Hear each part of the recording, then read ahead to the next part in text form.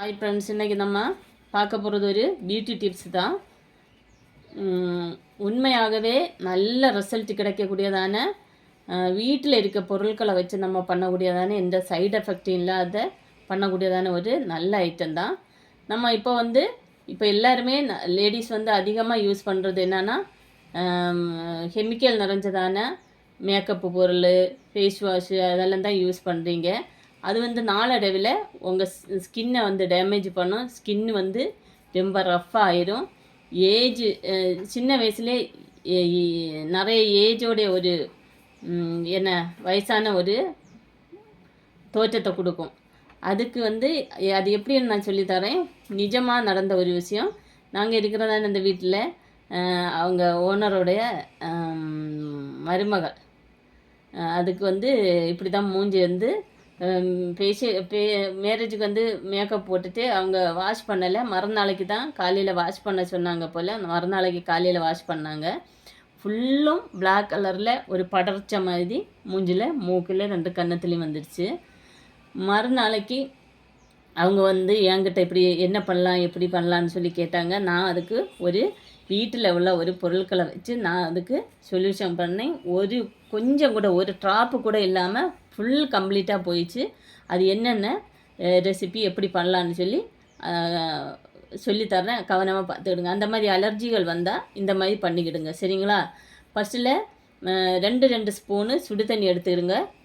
4 பாத்திரத்தில் எடுத்துக்கிடுங்க.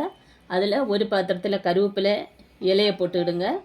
ரொம்ப முற்றலானது வேண்டாம். அதே மாதிரி ஒரு பாத்திரத்தில்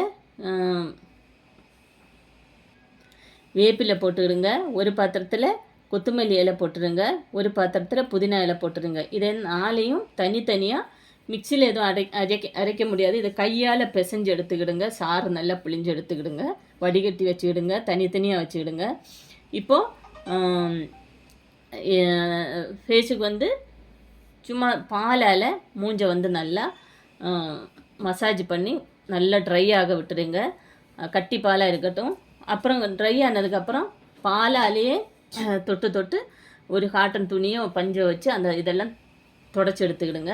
நெக்ஸ்ட்டு நீங்கள் பண்ண வேண்டியது, இந்த தண்ணியெல்லாம் இருக்குல்ல, அந்த எல்லா தண்ணியிலேருந்தும் கொஞ்சம் கொஞ்சம் எடுத்து அதை வச்சு மூஞ்சில் நல்லா மசாஜ் பண்ணி அதையும் ட்ரை ஆனதுக்கப்புறம் தொடச்சி எடுத்துக்கிடுங்க.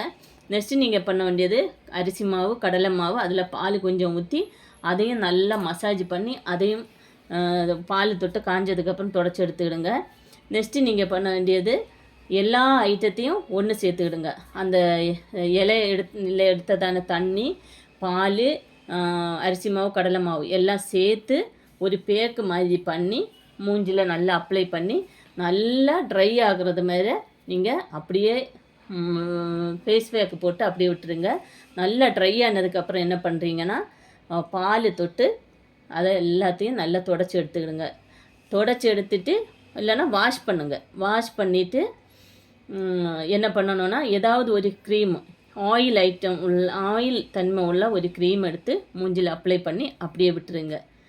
அதை மாதிரி ஒரு நாள் விட்டு ஒரு நாள் 3 days பண்ணுங்கள். நல்ல ரிசல்ட் கிடைக்கும். ஃபேஸ் அவ்வளோ பிரைட்டாக இருக்கும். நீங்கள் கெமிக்கல் இருக்கிறதான இது வச்சு நீங்கள் மூஞ்சை இது பண்ணதை விட சூப்பரான ஒரு ரிசல்ட் கிடைக்கும். மறக்காமல் இதை ஃபாலோ பண்ணிவிடுங்க, சரிங்களா நண்பர்களே? இன்னொன்று நீங்கள் மூஞ்சிக்கு மட்டும் நீங்கள் மேக்கப்பு பொருட்களை போடுறது மட்டும் அதில் ஃபுல் ரிசல்ட் கிடைக்கிறதுக்கு வாய்ப்பு கம்மி தான். எந்த பொருளாக இருந்தாலுமே நீங்கள் உள்ளுக்கும் கொடுக்கணும். இப்போ முடியாக இருக்கட்டும், இப்போ முடிக்கு மேலே நம்ம நல்லா மருந்து ஐட்டங்கள் தேய்ச்சா அது முடி நல்லா வளர்ந்துடும். அது உண்மையான ரிசல்ட்டுன்னு நான் சொல்ல முடியாது. ஏன்னா நீங்கள் ஒரு மரத்தை நடுறீங்க, மரத்துக்கு மூட்டுக்கு நீங்கள் தண்ணி ஊற்றி இது போடாமல் மேலே மட்டும் நீங்கள் தண்ணி தெளிச்சிங்கன்னா அது வளர போகிறது கிடையாது. அதே மாதிரி தான் முடியும். நீங்கள் என்ன பண்ணணுன்னா, உள்ளுக்கும் நீங்கள் நல்ல விட்டமின் பொருளை கொடுக்கணும். அதே மாதிரி மேலேயும் இது பண்ணிக்கிடுங்க. அப்போ உங்களுக்கு முடிக்கும் நல்ல சொல்யூஷன் கிடைக்கும், சரிங்களா? இந்த